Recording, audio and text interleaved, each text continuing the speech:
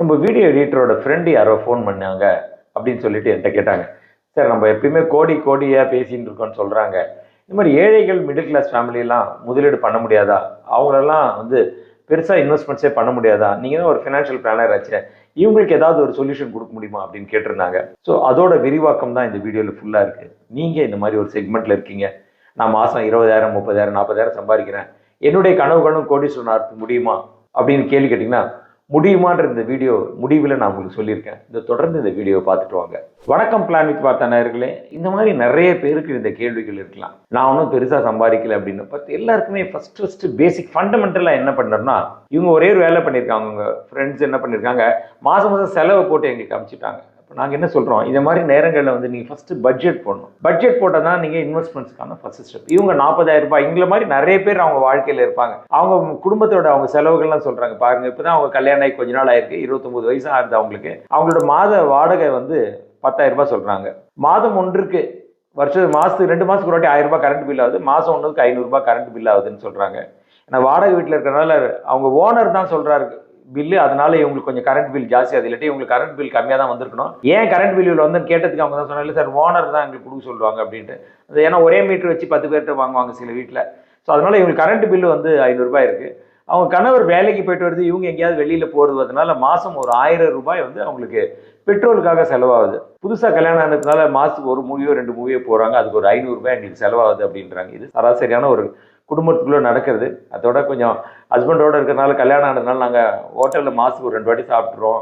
ஒரு வாட்டி சாப்பிட்டாலே என்ன தான் சிக்கனமான ஹோட்டலில் போய் சாப்பிட்டாலும் ஒரு 500 ரூபாய் எடுத்து, நான் வெஜிடேரியன் சாப்பிட்டாலே எங்களுக்கு அதுக்கு ஒரு 1000 ரூபாய் செலவாகுது அப்படின்றாங்க. கிராசரி, டிவி, மொபைல் சார்ஜரு, இந்த கேஸு, பால், வெஜிடபிள் எல்லாம் சேர்த்து அவங்களுக்கு ஒரு 9,000 ரூபீஸ் செலவாயிடுது அப்படின்றாங்க. இதில் இன்க்ளூடிங் வாரத்தில் ஒரு ஹோட்டல் போகாத அன்றைக்கெலாம் மட்டன் வாங்கி சாப்பிட்றோம் அப்படின்னு வேறு அவங்க குறிப்பு கொடுத்து வச்சுருக்காங்க.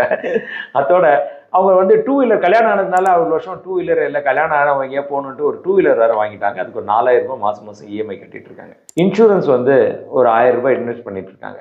அது என்டோன்மெண்ட் பாலிசி யாரோ சொல்லி கொடுத்துருக்காங்க. அதனால அதில் ஒரு 1000 ரூபாய் அது ஒரு தப்பான ஒரு ஸ்டார்டிங் பண்ணி வச்சுருக்காங்க. 3 மாதத்துக்கு ஒரு வாட்டி நேட்டிவ் போயிட்டு வரணுமா, அதனால ஒரு வாட்டி நேட்டிவ் போயிட்டு வந்தால் 1000 ரூபாய் ஆகும் சார். 3 மாதத்துக்கு ஒரு வாட்டி நாங்கள் போவோம், மாதம் அதுக்காக ஒரு 1000 ரூபாய் எடுத்து வச்சுருக்கோம் அப்படின்னு சொல்லியிருக்காங்க.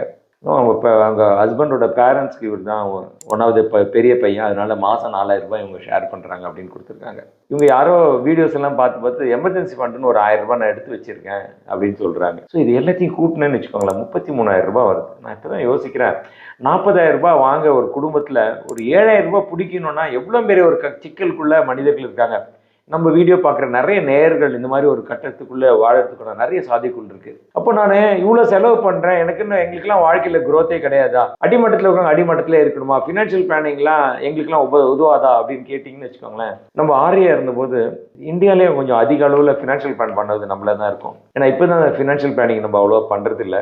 இந்தியாவிலே அதிகமாக ஒரு ஃபினான்ஷியல் பிளானிங் நம்ம இந்த மாதிரி ஒரு மிடில் கிளாஸ் ஃபேமிலிக்கு என்னால் பட்ஜெட் பண்ணி கொடுக்க முடியும்னா கண்டிப்பாக இது என்னுடைய ஐடியாக்கே ஒரு சேலஞ்சிங் தான். டெஃபினட்டாக எங்களால் இதுக்கு ஒரு வீடியோ கொடுக்க முடியும். ஸோ இப்போ மாதம் ஒரு 7,000 ரூபாய் இருக்குன்னு வச்சுக்கோங்க. 7,000 ரூபாய் நம்ம இன்வெஸ்ட் பண்ண ஆரம்பிக்கலாம். இதில் 2-3 சிக்கல் இருக்குது. ஏன்னா இவரோட வருமானங்கள் பெருகலைன்னு வச்சுக்கோங்களேன், நாளைக்கு இன்னும் 1 வருஷம் 2 வருஷத்தில் குழந்தை வருது, குழந்தை ரிலேட்டட் செலவு எல்லாம் வரும்போது அவரோட சேவிங்ஸ் ரொம்ப அதில் பாதிப்பு வரும். அப்போ அவர் என்ன பார்க்கணும்னா, உடனே குழந்தைய பெற்றுக்காம 1 வருஷம் 2 வருஷம் டிஃபர் பண்ணி குழந்தைய பெற்றுக்கணும். அதுக்குள்ளே ஒரு வருமானத்தை எப்படி பெருக்கிறது அப்படின்ற ஒரு காலகட்டத்துக்கு கண்டிப்பாக நம்ம தேவைப்படுது. சில நேரங்களில் ஊரில் சொல்கிறாங்க, அவங்க சொல்கிறாங்கன்னு கல்யாணம் ஆகி 10 மாதம் ஆச்சு இன்னும் ரெடியா இல்லையா அப்படின்னு சொல்கிறாங்கலாம் குழந்தைய பெற்றுக்கிறாங்க. ஸோ அந்த மாதிரிலாம் கிட்ட நம்ம ஒரு குழந்தைய பூமி கொண்டு வரணும். அந்த குழந்தைக்கு ஃபினான்ஷியலாக நம்ம ஒரு பெட்டரான ஒரு சுச்சுவேஷன் கொடுக்க முடியுமா அப்படின்றது யாரோட கடமை? பேரண்ட்ஸோட கடமை. அது அவங்களோட கடமை. அது ஒரு குழந்தைய இந்த பூமி கொண்டு வரணும், அந்த குழந்தைக்கு ஒரு பெட்டர் லைஃப் ஸ்டைல் கொடுக்க வேண்டியது நம்மளோட கடமை. அப்படின்னா 1 or 2 இயர்ஸ் நீங்கள் தள்ளி அந்த குழந்தைய பெற்றுக்கிறது ஃபர்ஸ்ட்.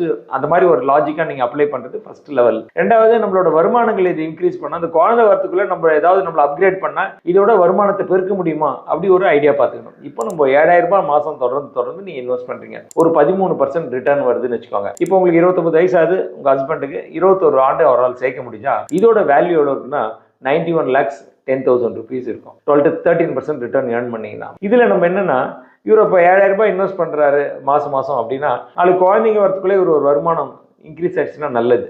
இப்போ நீங்கள் இந்த ஃபினான்ஷியல் பிளானிங்கை பற்றி இவ்வளோ வீடியோஸ் எல்லாம் பார்த்து தெரிஞ்சுக்கணும். வீட்டிலேருந்து நீங்கள் ஏதாவது ஃப்ரீலான்ஸாக ஏதாவது செய்ய முடியுமா அப்படின்னு கூட நீங்கள் திங்க் பண்ணலாம்.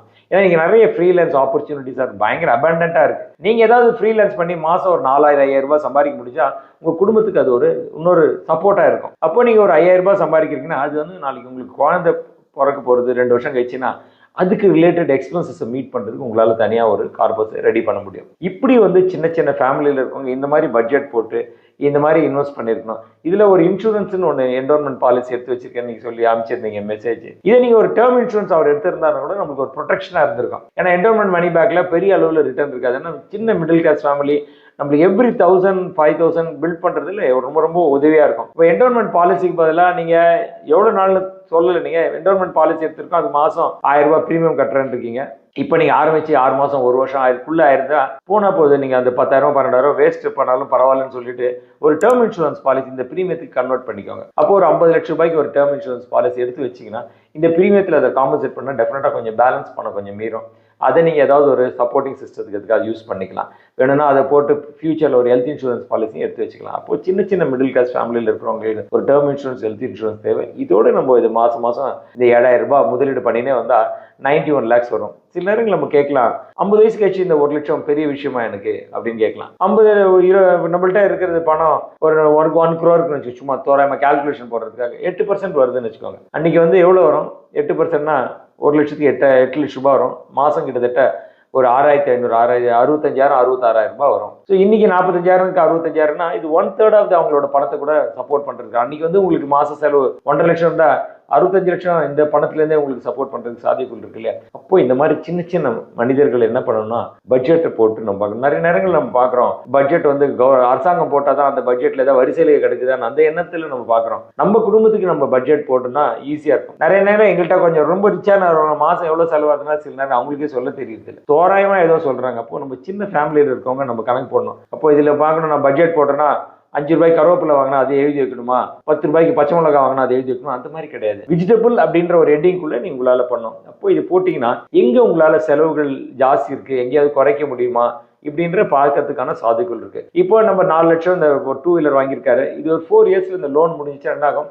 ஒரு 4,000 ரிலீஸ் ஆயிடும். அந்த 4,000 ஏதாவது ஒரு பர்பஸ்க்கு யூஸ் பண்ணலாம். எப்படின்னா 2 வீலர்லாம் வாங்கினா ஒரு 10-15 வருஷம் நம்மளால ஓட்ட முடியும். அப்போ அந்த 4,000 ரிலீஸ் ஆச்சுன்னா அது இந்த பிறக்கக்கூட குழந்தைக்கு ஏதோ ஒரு சப்போர்ட்டிங் சிஸ்டம்க்கு ஏதாவது யூஸ் ஆகலாம். இப்போ நீங்க ஏதாவது அடிஷனல் இன்கம் வீட்ல இருந்தே ஒர்க் ஃப்ரம் ஹோம்ல இன்னும் கொஞ்சம் எக்ஸ்ட்ரா பண்ணணும். இந்த மாதிரி அப்போ இந்த 7,000 ரூபாய்க்கு பதில் என்ன ஆகும்? உங்களால இன்னொரு 1,000 ரூபாய் 2,000 3,000 வந்து சேர்க்கறதுக்கான சாத்தியங்கள் இருக்கு. அப்போ எப்போ நீங்க உங்களுக்கு நம்ம சேர்த்து வெல்த் கிரியேட் பண்ணுன்ற எண்ணம் உங்களுக்கு வந்துருச்சுன்னு வச்சுக்கோங்களேன், ஆட்டோமேட்டிக்கா பணம் சேர்க்கிறது வந்து ஒரு பெரிய விஷயமாவே இருக்காது. யாருக்கு ரொம்ப கஷ்டமா இருக்கு? அந்த ஸ்டார்டிங் பாயிண்ட்ல இருக்கிறவங்களுக்கு கஷ்டமா இருக்கு. எப்போ உங்களுக்கு வந்து ஒரு வீடியோ பார்த்து நம்மளுக்கும் ஒரு பிளானிங் இருந்தா ஈஸியா இருக்கும். நம்மளும் எல்லாரும் கோடி அங்க கோடி எங்க திரும்பினாலும் யூடியூப்ல நீங்களாம் கோடி தான், கோடி கீழே பேசினாலே வியூவரே பார்க்க மாட்டாங்க. எனக்கு தெரிஞ்சு இப்ப 5 லட்சம் சேர்க்கறது எப்படி நாங்களே ஒரு வீடியோ போட்டோன்னு வச்சுக்கோங்க, பாக்குறவங்க கூட பார்க்க மாட்டாங்க. ஏன்னா இன்னைக்கு யாருக்கும் 5 லட்சத்துல இன்ட்ரெஸ்ட் இல்லை, எல்லாருமே கோடி. அப்போ middle class family, low middle class இன்கம்ல இருக்கிறோம். நான் எங்களோட கனவுகளும் கோடியை சேர்க்கணும் அப்படின்றவங்க எல்லாம் பட்ஜெட் போட்டு மாசம் அதுக்காக பணத்தை எடுத்து வச்சு எங்க அதிகமா செலவு பண்றோமோ அங்க எங்க நம்ம ரெஸ்ட்ரிக்ட் பண்ண முடியும், நம்மளுக்கு ஒரு டேர்ம் இன்சூரன்ஸ் ஹெல்த் இன்சூரன்ஸ் இதெல்லாம் இப்படி ப்ரொடெக்ட் பண்ணி கொஞ்சம் கொஞ்சமா சேர்த்துனே வந்தீங்கன்னு வச்சுக்கோங்களேன்.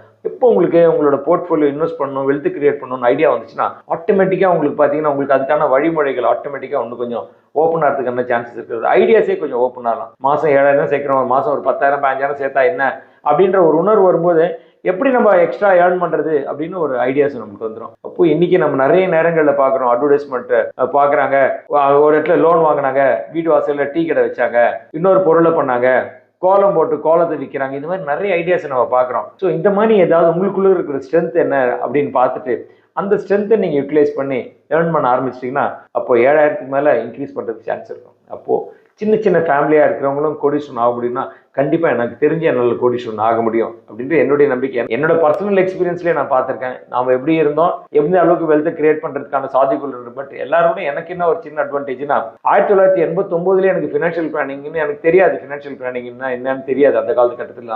ஆனால் இது மாதிரி ஒரு செயல் பண்ணியே நான் ப்ராக்டிஸ் ஆகியிருக்கேன். அப்போ நான் 2005 ஒரு 5-6 நான் ஃபினான்ஷியல் பிளானிங்கை பற்றி தெரிஞ்ச உடனே அதில் ரொம்ப எனக்கு ஈடுபாடு அதிகமாகி நான் ஃபினான்ஷியல் பிளானிங் என்ன பண்ணுறதுன்னு தெரியும். அப்போ இந்தியாவிலே அதிக அளவில் ஃபினான்ஷியல் பிளானிங் எழுதின 1வது நம்பர்ல நான் கண்டிப்பா இருக்கிறதுக்கான சாத்தியக்கூறு பயங்கரமா இருக்கு. அதனால எக்கச்சக்க பேருக்கு நான் வந்து ஃபினான்ஷியல் பிளானிங் பண்ணி கொடுத்துருக்கேன். ஸோ இந்த அனுபவத்துல நான் உங்களுக்கு சொல்றேன், உங்களோட இன்கம் லோ இன்கமா இருக்கீங்க அப்படின்னா நீ பட்ஜெட் போட்டு நீ சேர்த்து வந்தீங்கன்னா உங்களோட கோடீஸ்வரர் கனவும் கண்டிப்பா நிஜமா நடக்கிறதுக்கான சாத்தியக்கூறு இருக்கு. இந்த மாதிரி சுவையான வீடியோக்கள் வேணும், மிடில் கிளாஸ் ஃபேமிலியில் இருக்கிறவங்களுக்கு ஒரு ஐடியா வேணும், எங்களுக்கும் ஒரு வாழ்க்கையில் கரை ஏறணும் அப்படின்னு நினைக்கிறவங்க என்ன சேனலை பார்க்கணும்? நான் சொல்லி உங்களுக்கு தெரியணும்னு அவசியம் இல்லை.